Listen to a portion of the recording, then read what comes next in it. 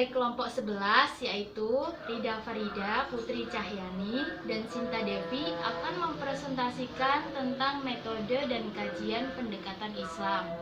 Yang pertama, saya akan menjelaskan tentang pengetahuan manusia secara umum. Pengetahuan manusia secara umum dikelompokkan menjadi 4 jenis. Yang pertama, pengetahuan umum.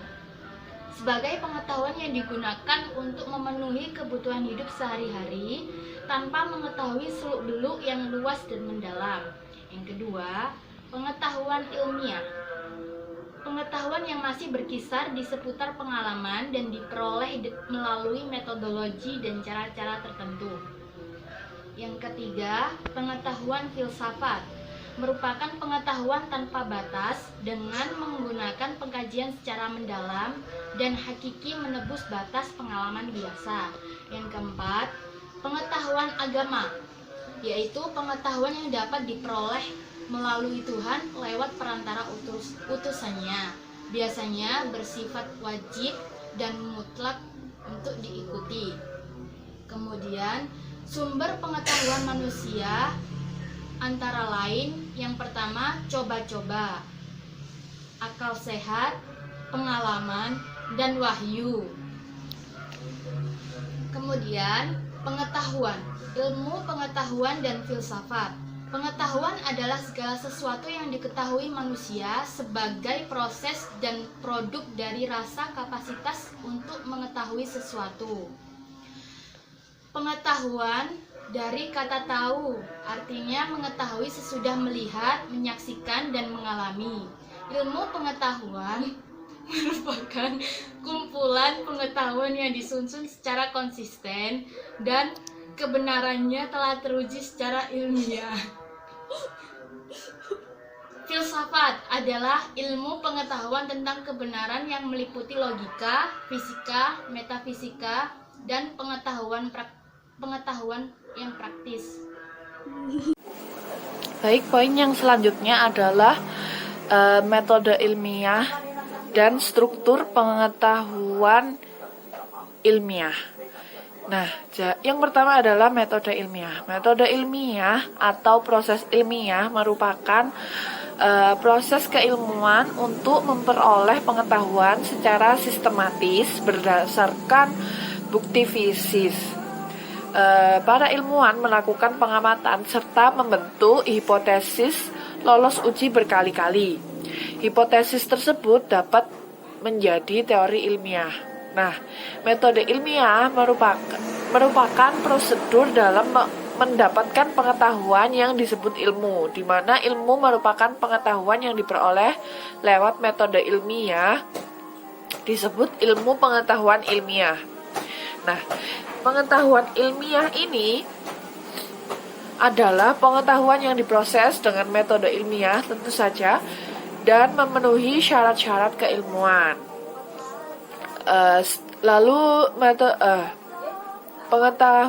Pengetahuan ilmiah ini memiliki sebuah struktur, yang mana strukturnya adalah yang pertama pengetahuan ilmiah harus memiliki hipotesa.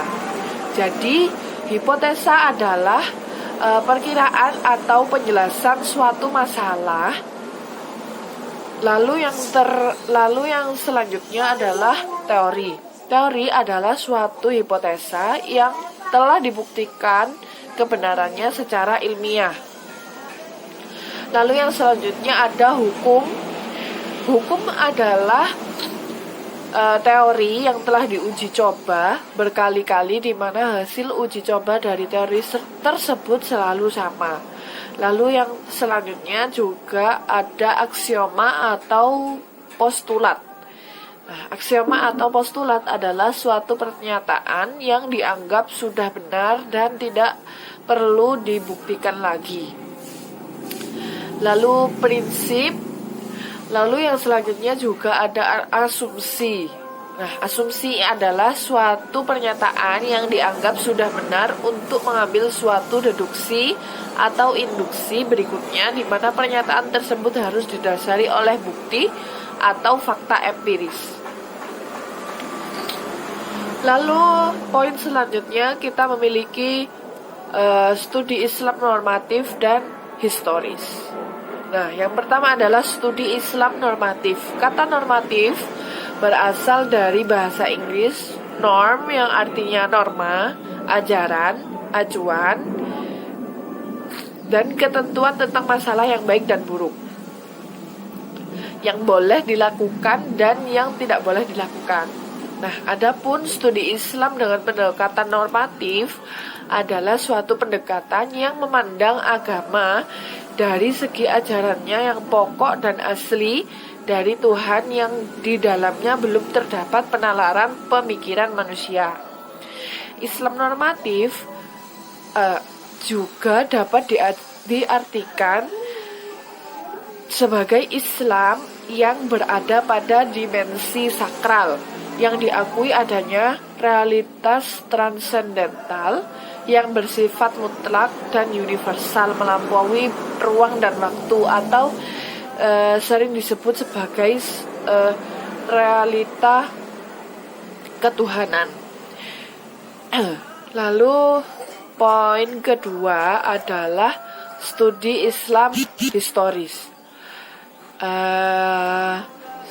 Kata historis berasal dari bahasa Inggris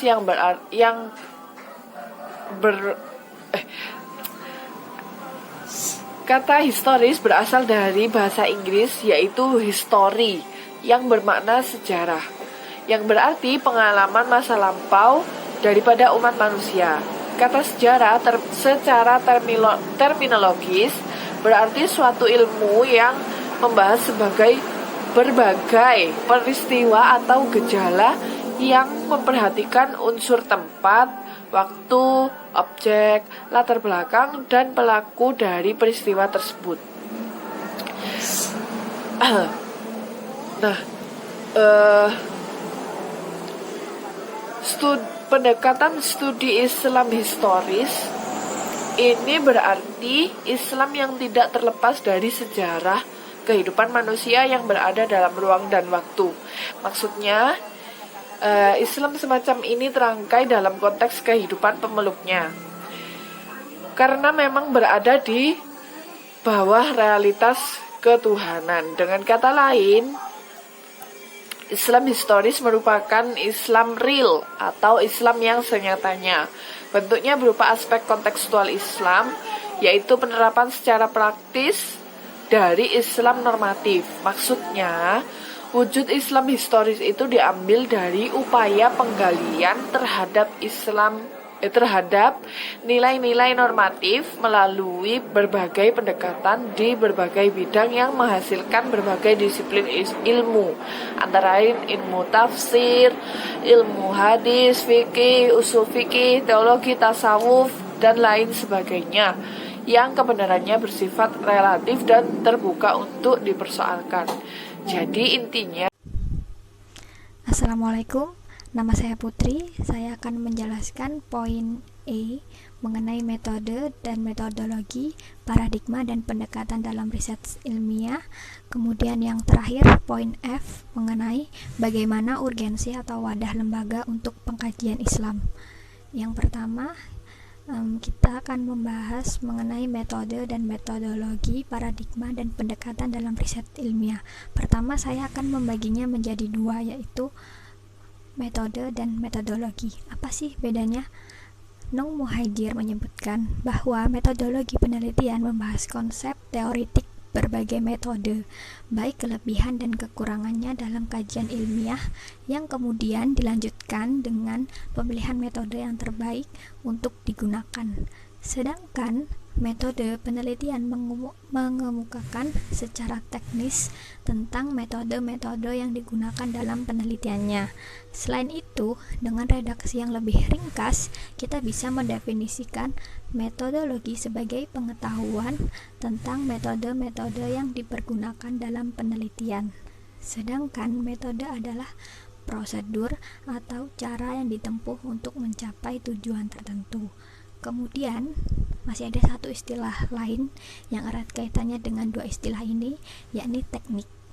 yaitu cara yang spesifik dalam memecahkan masalah tertentu yang ditemukan dalam melaksanakan sebuah prosedur. Lalu yang kedua mengenai paradigma dan pendekatan dalam riset ilmiah. Paradigma menurut etimologi berarti contoh, tasrif, dan teladan. Sedangkan istilah paradigma dalam penelitian ilmiah bisa diartikan dengan pedoman yang dipakai untuk menunjukkan gugusan sistem pemikiran, bentuk kasus, dan pola pemecahannya. Sedangkan suatu sumber lain menyebutkan bahwa paradigma adalah model dalam teori ilmu pengetahuan dan kerangka berpikir. Sedangkan pendekatan adalah cara pandang. Cara pandang orang juga sering menyamakannya dengan paradigma yang terdapat dalam suatu bidang ilmu yang selanjutnya digunakan untuk memahami agama. Sebagai ilustrasi, kita bisa mengedepankan kasus seorang yang ingin memetik buah di pohon. Dari jauh ia telah mengamati pohon dan buah tersebut. Jalan menuju ke pohon ini ada 4 jalur. Misalkan, maka metodologi adalah segala usaha dalam memikirkan dan menimbang jalan mana yang tercepat yang akan ia ambil untuk mendekati pohon tersebut. Dengan cara apakah ia akan menaiki pohon tersebut, apakah pakai tangga atau dipanjat, hingga cara mendapatkan buah tersebut. Inilah yang disebut dengan metodologi. Sedangkan pendekatan adalah 4 jalur jalan yang menuju pohon tersebut. Terserah yang mana yang lebih menarik baginya, sedangkan metode adalah cara yang ia gunakan untuk mendapatkan buah tersebut, baik dengan menggunakan tangga, memanjat, atau pakai galah, dan lain sebagainya. Sedangkan teknik adalah cara yang lebih spesifik dari metode. Menurut Abudin Nata bahwa ada beberapa pendekatan yang bisa digunakan dalam kajian-kajian keislaman. Yang pertama, ada pendekatan teologis. Pendekatan yang menekankan pada bentuk forma atau simbol-simbol keagamaan yang masing-masing mengklaim dirinya adalah yang paling benar. Lalu yang kedua, pendekatan antropologis, yaitu suatu upaya dalam memahami agama dengan cara melihat wujud praktek keagamaan yang tumbuh dan berkembang dalam masyarakat. Lalu yang ketiga, pendekatan sosiologis, yakni dengan melihat kepada keadaan masyarakat lengkap dengan strukturnya, lapisan, serta berbagai gejala sosial yang saling berkaitan. Lalu yang keempat, pendekatan filosofis, yakni upaya untuk mencari inti, hakikat, dan hikmah dalam memahami sesuatu di balik formanya, di balik fenomenanya maksudnya. Lalu yang kelima, pendekatan historis, yaitu mempelajari Islam melalui kajian peristiwa masa lalu dengan melacak kapan peristiwa tersebut terjadi, di mana prosesnya, siapa partisipannya, dengan menggunakan pendekatan sejarah. Maka seseorang akan diajak untuk melihat realita yang terjadi dalam masyarakat, baik itu sejalan dengan ide-ide agama ataupun yang senjang dari ide-ide agama tersebut. Pendekatan sejarah tidak hanya meneliti peristiwa sukses, tetapi juga peristiwa yang gagal. Lalu yang keenam, pendekatan kebudayaan, yaitu penelitian yang dilakukan terhadap pengalaman agama yang terdapat dalam masyarakat yang diproses oleh penganutnya dari sumber-sumber agama. Lalu yang ketujuh, pendekatan psikologis, di mana dengan pendekatan ini akan diketahui tingkat keagamaan seseorang. Pengalamannya bahkan dapat digunakan untuk memasukkan agama ke dalam jiwa seseorang sesuai dengan umur dan bakatnya. Lalu yang terakhir,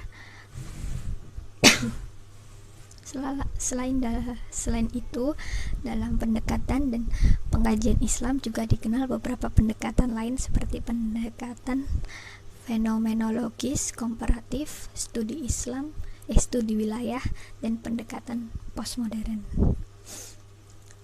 Lalu kita beralih ke poin F, yaitu bagaimana urgensi atau wadah lembaga untuk pengkajian Islam. Islam di Indonesia dikaji lewat beberapa jenis lembaga pendidikan. Setidaknya kajian itu bisa dilakukan di pesantren, sekolah tinggi, atau institut agama Islam, dan yang merupakan bentuk terbaru. Jadi bentuk baru institut agama Islam itu yang muncul sekitar 10 tahun yang lalu, sekitar 15 tahun yang lalu, dalam bentuk Universitas Islam Negeri. Setidaknya di tahun 2014 sudah terdapat lembaga pendidikan yang disebutkan. Setidaknya ada 8 universitas terakhir di tahun 2014, dan rupanya masih akan menyusul lagi di beberapa kota besar, contohnya UIN Surabaya. Pesantren adalah merupakan lembaga pendidikan Islam tertua di Indonesia. Jumlah lembaga pendidikan yang seringkali disebut tradisional itu amat banyak. Semuanya didirikan dan dikelola oleh para ulama atau kiai secara mandiri. Selama ini tidak ada satupun pesantren yang didirikan dan dikelola oleh pemerintah. Namun banyak ulama di Indonesia yang merupakan hasil pendidikan pesantren. Jenis lembaga pendidikan yang selanjutnya adalah perguruan tinggi Islam, berupa institut agama Islam dan sekolah tinggi. Jenis lembaga pendidikan Islam ini ada yang berstatus negeri dan lebih banyak lagi yang berstatus swasta. Pada awalnya terdapat 14 IAIN dan 33 STAIN yang tersebar di seluruh Indonesia. Lembaga pendidikan tinggi ini membagi bidang keilmuan menjadi 5, yaitu tarbiyah, usuluddin, dakwah, syariah, dan adab. Sebagian dari lembaga ini membuka program studi sarjana 1, S1, S2, dan beberapa diantaranya sudah ada yang S3 seperti UIN Surabaya. Selanjutnya, sejak awal tahun 2000-an ada beberapa IAIN dan STAIN berubah menjadi universitas seperti UIN Sunan Ampel Surabaya, ada lagi IAIN Jakarta, ada lagi IAIN Jogja, ada lagi IAIN Makassar. Sementara kalau STAIN yang berubah menjadi UIN adalah Sekolah Tinggi Agama Islam Negeri Malang, yang kemudian sekarang dikenal dengan sebutan UIN Maulana Malik Ibrahim Malang. Sekian presentasi dari kelompok 11. Mohon maaf apabila ada kesalahan kata. Terima kasih. Wassalamualaikum warahmatullahi wabarakatuh.